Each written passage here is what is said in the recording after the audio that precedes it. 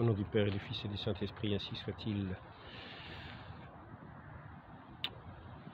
Or les deux anges arrivèrent à Sodome sur le soir, et Lot était assis à la porte de Sodome lorsque Lot les aperçut. Alors il se leva pour aller à leur rencontre et se prosterna la face contre terre. Puis il dit, « S'il vous plaît donc, mes seigneurs, déviez, s'il vous plaît, vers la maison de votre serviteur et passez-y la nuit, et faites-vous laver les pieds, puis vous devrez vous lever de bonne heure et vous en aller par votre chemin. » Mais ils dirent, « Non, c'est sur la place publique que nous passerons la nuit. » Cependant, il insista beaucoup auprès d'eux, et si bien qu'ils dévièrent vers lui et entrèrent dans sa maison. Alors, il leur fit un festin et il fit cuire des gâteaux non fermentés et ils mangèrent. Il n'était pas encore couché que les hommes de la ville, les hommes de Sodome entourèrent la maison, depuis le garçon jusqu'au vieillard, tout le peuple en un seul attroupement. Et ils appelaient vers Lot en lui disant, « Où sont les hommes qui sont entrés chez toi cette nuit? Fais-les sortir vers nous pour que nous ayons des relations avec eux. » Bon, on connaît la fin de l'histoire. On connaît la fin de l'histoire. C'était donc le livre de la Genèse, au chapitre 19. Et ici, il est dit au livre des Lévitiques, « Tu ne devras pas coucher avec un mâle comme on couche avec une femme, c'est une chose abominable. » Livre du Lévitique, des lois de Dieu. Et nous avons encore aussi l'Épître aux Romains, premier chapitre. D'autres passages, mais je ne vais pas tout lire. Donc, premier chapitre de l'Épître aux Romains.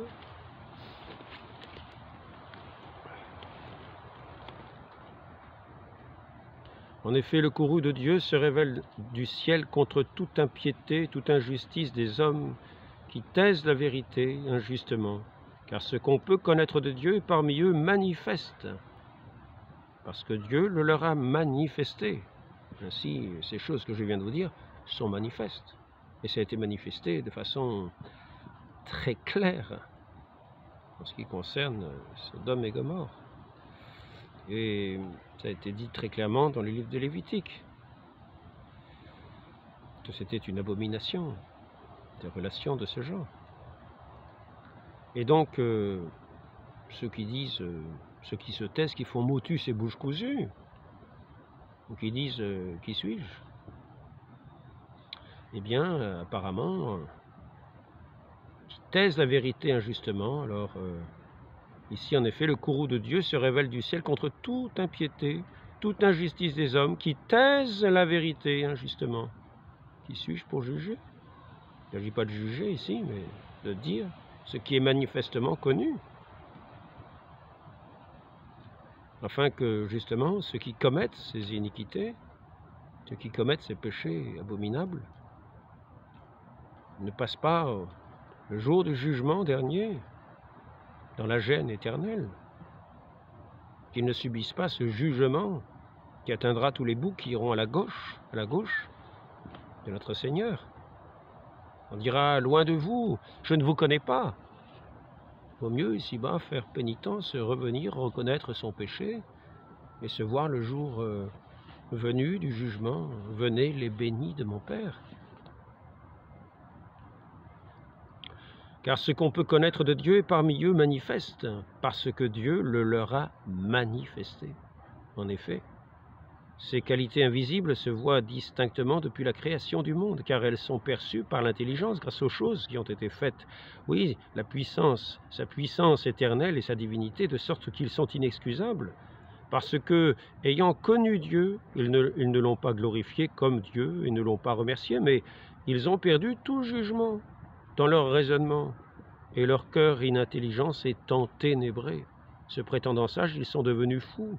Ils ont changé la gloire de Dieu incorruptible en quelque chose qui ressemble à l'image de l'homme corruptible et d'oiseaux, de quadrupèdes, de choses rampantes.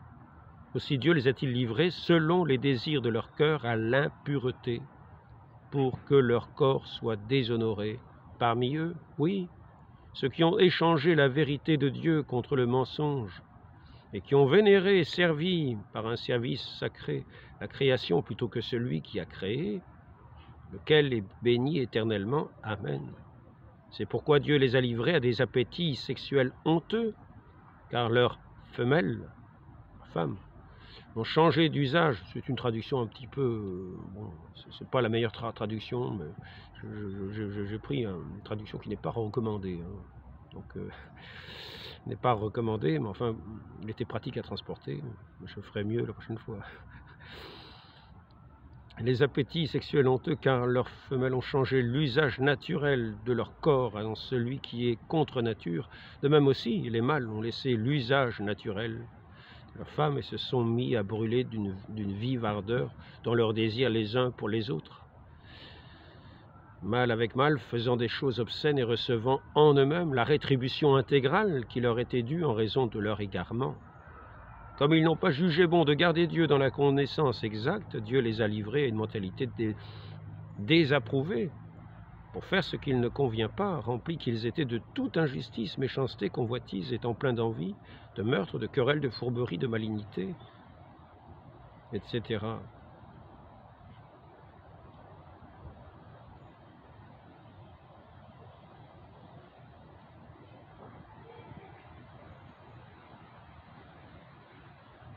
Non seulement ils continuent à les faire, ces choses, mais encore ils approuvent ceux qui les pratiquent.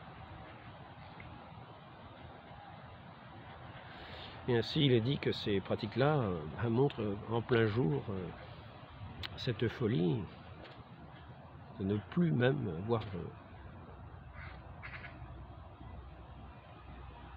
à travers toute cette création le sens même de Dieu, qui est le Créateur. S'imaginant pour mille raisons les plus variées, les plus diverses, les plus incongrues les unes que les autres, que à cette création il n'y a pas de créateur et que par conséquent chacun fait sa loi. Et ainsi, par ces désordres, démontrer aux yeux de tous la folie de ces peuples. Et ne croyons pas qu'ils vont recevoir la bénédiction de Dieu en continuant sur de tels chemins, s'ils ne se convertissent pas. Notre Seigneur Jésus-Christ, qui nous a donné sa vie pour nous tourner vers le Père, pour nous tourner vers lui, pour nous amener à la conversion, pour renoncer à notre péché et entrer dans la vie véritable, la vie éternelle, dans la pureté de cœur.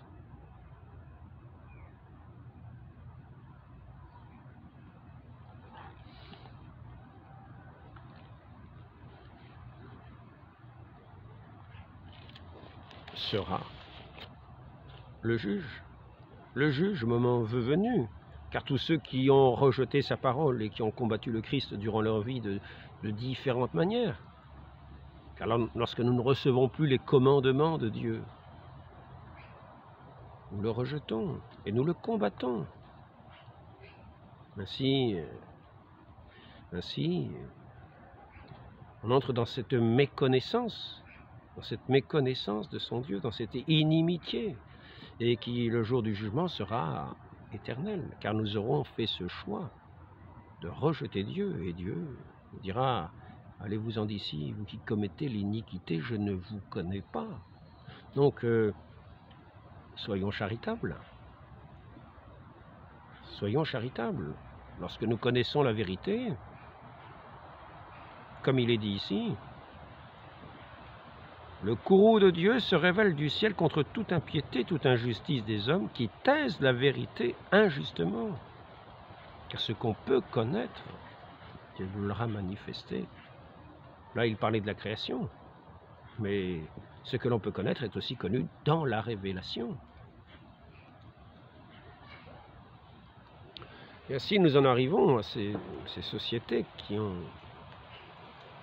ont rejeté Dieu et qui se trouvent comme Sodome et Gomorrhe.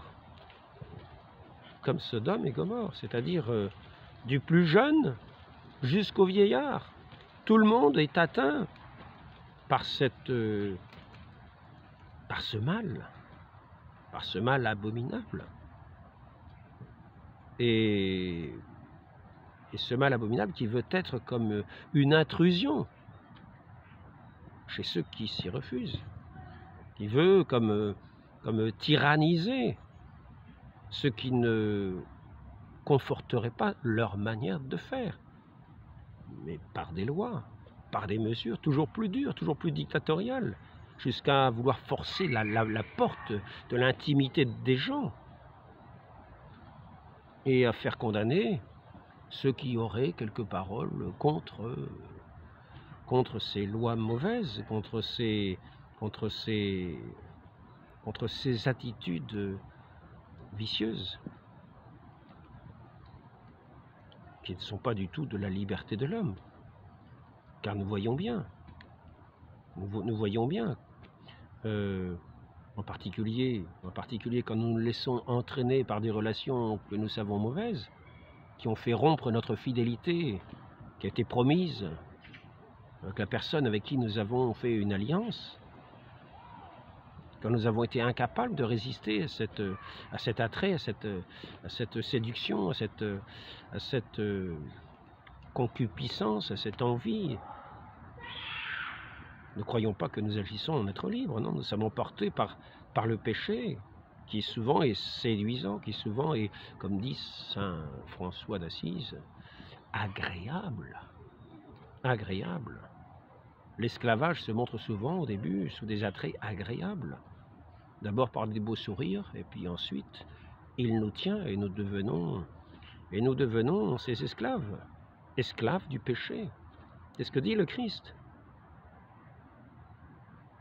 Lorsque les Juifs lui répondent « Nous n'avons jamais été esclaves de personne », ils ont déjà oublié que pendant des dizaines d'années, ils ont été en Égypte, pendant 400 ans en Égypte. Mais qu'à la fin, il fallait faire les briques durement, sous le fouet, sous le knout ou le fouet des Égyptiens. Mais le Christ leur répond qu'on est esclaves du péché. Ceux qui pêchent sont esclaves du péché. Ainsi, il nous faut quand même ne pas être des chiens muets si nous ne voulons pas entrer dans cette condamnation.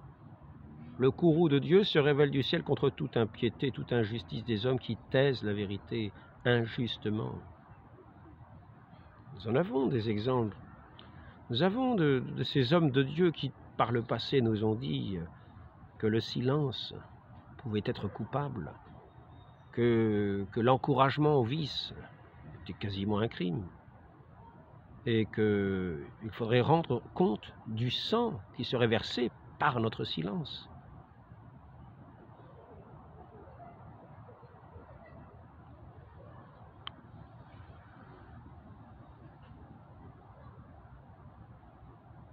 Donc, nous avons des lois de Dieu qui sont très claires, et notre Seigneur n'est pas venu abolir la loi et les prophètes. Cette loi qui tenait jusqu'à la venue du Christ. Tous ceux qui en étaient sujets, comme dans une condamnation, car tout homme est pécheur. Personne n'accomplit la loi. Personne ne peut... personne, il n'y en a pas qui soit sans péché. Et tout le monde était, d'une certaine manière, porté la condamnation que la loi faisait porter sur lui. Jusqu'à ce que notre Seigneur Jésus-Christ vienne. Lui qui a porté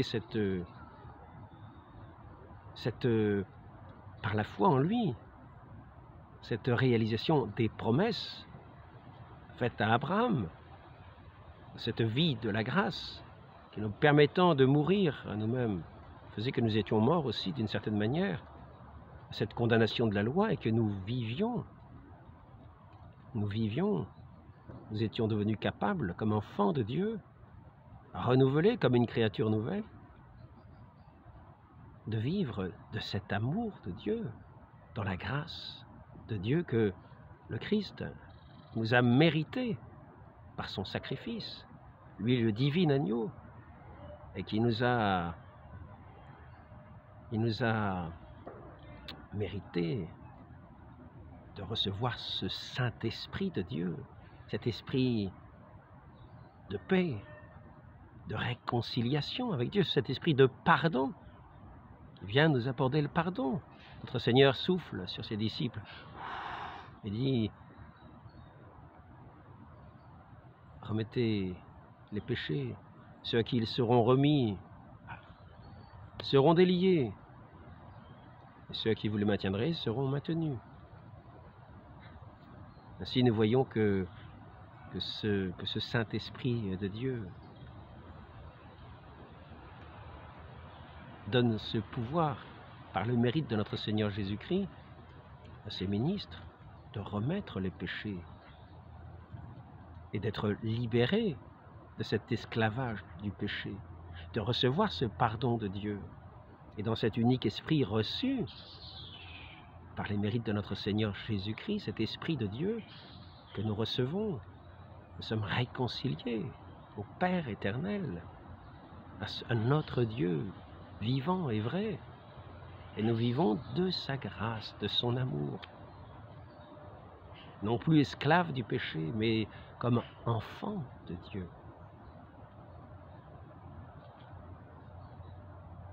C'est le Christ qui a racheté toutes nos dettes et qui nous invite à remettre les dettes les uns aux autres, en accordant le pardon à ceux qui nous offensent, comme lui a donné notre vie pour nous obtenir ce pardon du Père éternel.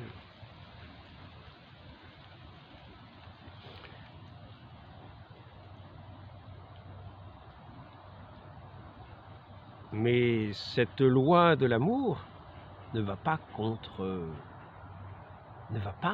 la loi de Dieu. Celui qui aime, Saint Augustin qui nous dit ça, aime et fais ce que tu veux, parce que la loi de l'amour accomplit tous les commandements. Parce que cet amour accomplit tous les commandements. Et il n'y a nulle loi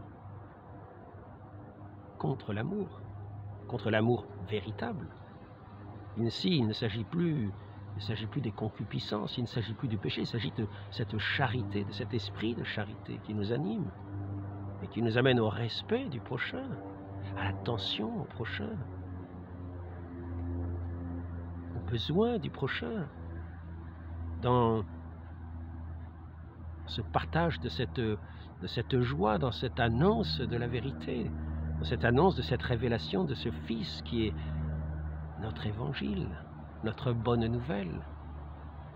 Ce Fils qui vient accomplir toutes choses, réaliser toutes les promesses et nous apporter, nous conduire à la vie éternelle, au salut de Dieu, du Dieu véritable.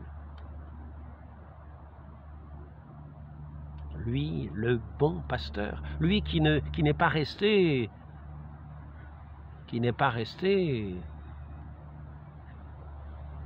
comme il est dit ici, dans un silence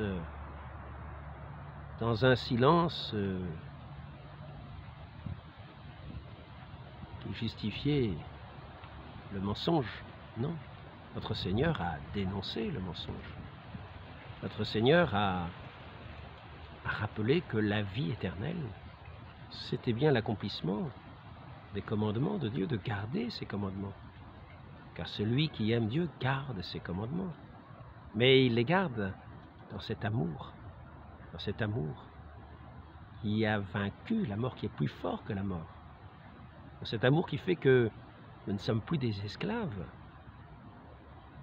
mais cet amour qui nous a mérité, cet Esprit Saint de Dieu, qui est toute notre force, toute notre paix, toute notre joie, qui est notre vie, et qui est notre intelligence, qui est notre conseil, qui est notre défenseur dans ce monde qui rejette Dieu, qui est hostile, qui est cet esprit du monde opposé à l'esprit de Dieu.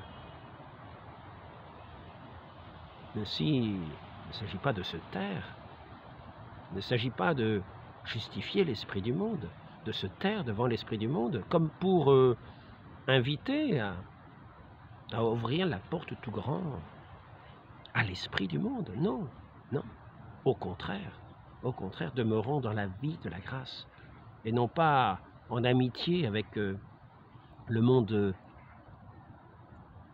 qui est en inimitié à Dieu, qui est déjà jugé pour avoir rejeté le Christ. Car c'est ainsi que dit notre Seigneur, quand il parle à Nicodème.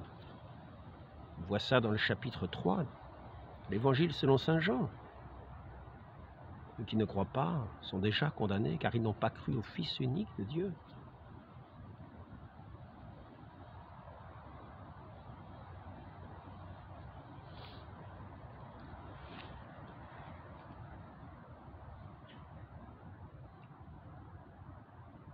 Notre Seigneur n'est pas resté un chien muet.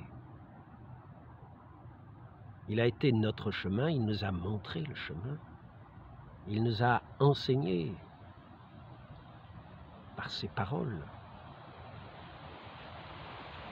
ce chemin de la vie.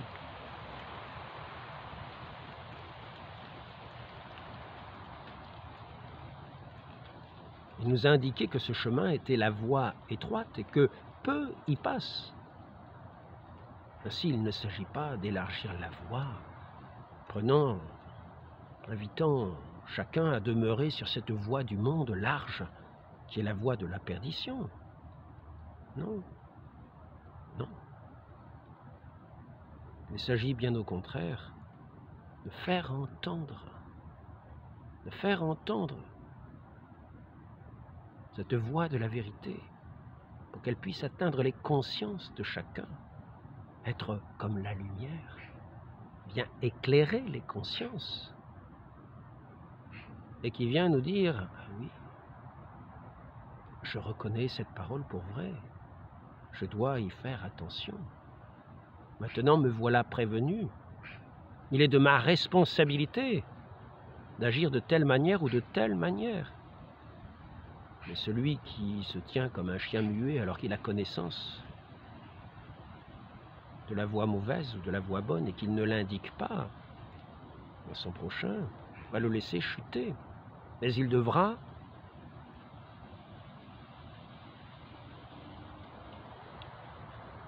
rendre compte le jour du jugement de son silence criminel qui aurait été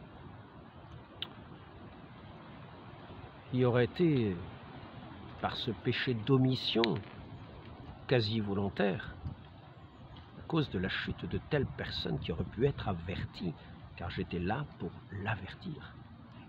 Ce que vous n'avez pas fait à votre prochain, c'est à moi que vous ne l'avez pas fait.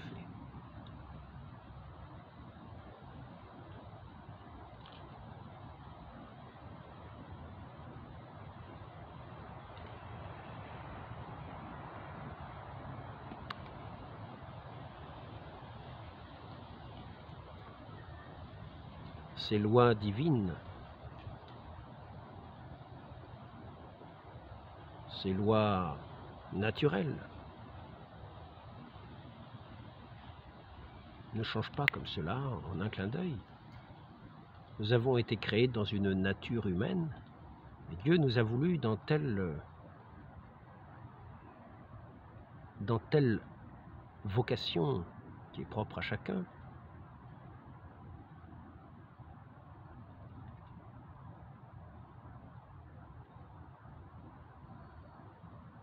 Afin de nous faire entrer dans cette connaissance de notre Dieu. Il nous faut pour cela ôter les obstacles qui nous feront obscurcir nos consciences. Et ces obstacles, nous les ôtons en dénonçant nos conduites de travers, les connaissant, car Dieu nous les a révélées. Et ce qui est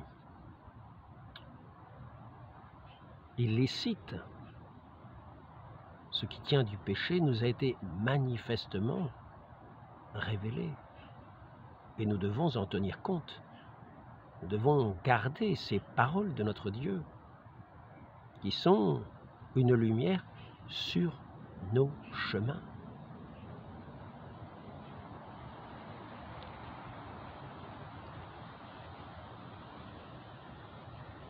Il ne s'agit pas ici de dire que un prophète et son Dieu ont décrété ensemble quelques nouvelles lois. Ce n'est pas du tout, ce n'est pas quelque chose,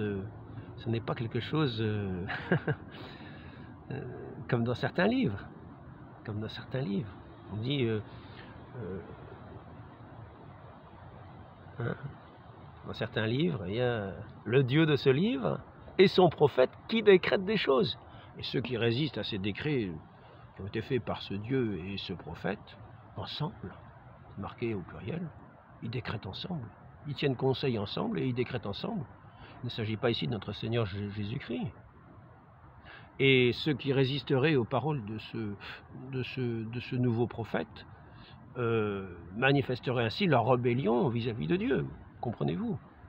Ainsi, ce que le prophète décrète, peut-être avec son Dieu, devient l'absolue nécessité pour tout le monde. Sinon, gare à vous. Non, il ne s'agit pas de faire de nouvelles lois, mais il s'agit de savoir quel esprit nous anime. Si c'est l'esprit de Dieu qui écoute les paroles de Dieu, si c'est l'esprit de séduction qui a rompu avec son Dieu et avec la vie, car notre Dieu est notre vie. Notre Dieu s'est incarné, notre Dieu est notre pain de vie véritable. Il est notre vie et il se donnait à nous en nourriture. Il s'agit donc pour nous de nous attacher à lui, autant que nous l'aimons, de garder sa parole fidèlement. Et ainsi nous entrerons toujours davantage dans sa grâce, dans cette charité, qui est comme un feu qui vient consumer tout péché, qui est comme un feu qui vient réchauffer les âmes, qui vient leur donner l'ardeur de ce feu, qui vient éclairer les esprits, qui donne cette joie de cette connaissance de ce Dieu ineffable.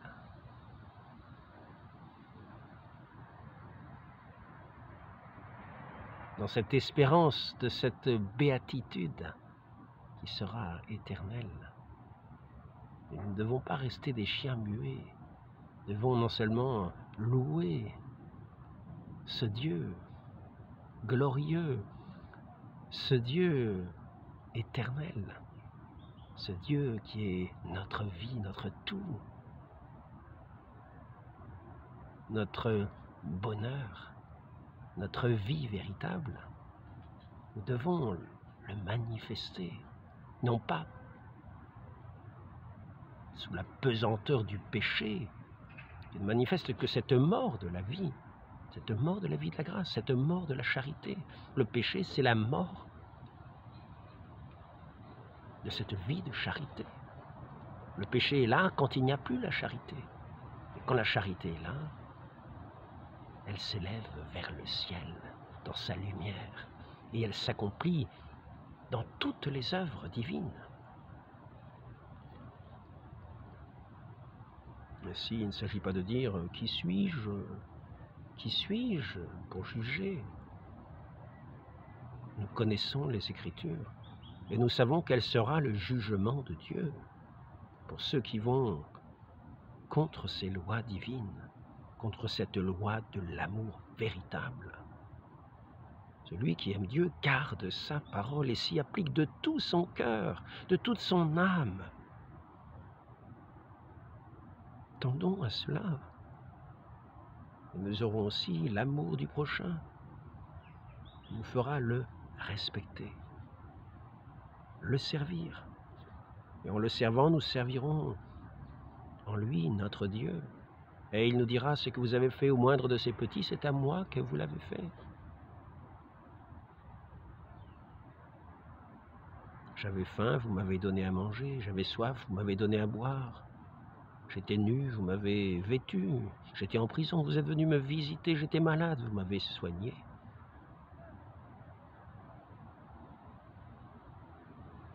Ne manquons pas à cette loi de l'amour. que Dieu nous a acquises au mérite de son sang, au prix de son sang, versé pour nous. Il nous a lavés de ce péché, qui nous a brisé les chaînes de cet ancien esclavage, de cette mort qui aurait pu être éternelle, qui par la grâce de notre Seigneur a été vaincue dans sa résurrection, et qui nous appelle aussi, déjà par une résurrection des esprits, et qui nous amènera, qui nous conduira dans la résurrection des corps. Ce jour du jugement, où ce corps qui aura participé à ces œuvres divines, cette vie de charité, comme un support de la sainteté, sera revêtu d'une lumière de gloire qui brillera éternellement, comme une louange éternelle à Dieu. Demandons cette grâce à notre Sainte Mère, qui dans son humilité a accueilli le Verbe éternel, la parole de vie, qui a été conçue en son sein, dans sa chair, non pas le Verbe éternel, engendré éternellement par le Père, mais dans son incarnation, le Messie, le Fils unique de Dieu, le Verbe fait homme, conçu du Saint-Esprit,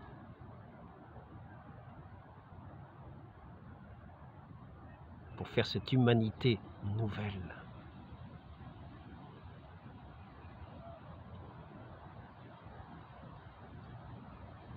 Non plus condamné par la lettre de la loi, mais vivant de la grâce divine.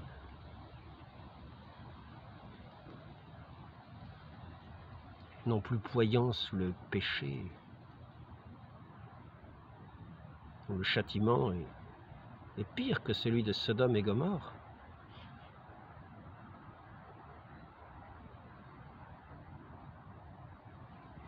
Ne soyons pas ici-bas comme des statues de sel, mais demandons cette grâce à la Vierge Marie,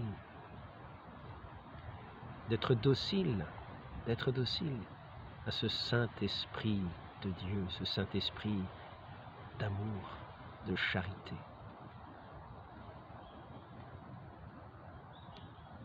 Ainsi soit-il. Au nom du Père et du Fils et du Saint-Esprit, ainsi soit-il.